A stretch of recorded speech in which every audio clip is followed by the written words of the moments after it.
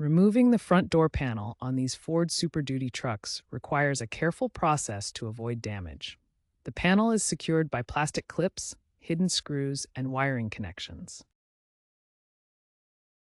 Essential tools include a trim panel remover and a screwdriver set for accessing fasteners. Always disconnect the battery first to prevent accidental airbag deployment or electrical shock during the removal process. The panel is secured by plastic clips, approximately 10 to 12 per door. You'll also find hidden screws behind the door handle or armrest and potentially Torx or Phillips screws for reinforcements.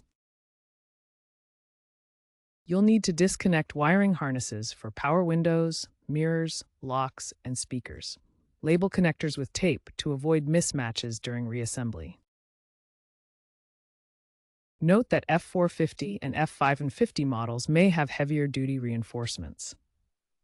Always consult the vehicle's specific trim level, such as XL versus Lariat, as they might have additional features like ambient lighting. Following these steps carefully minimizes errors and ensures a successful removal process.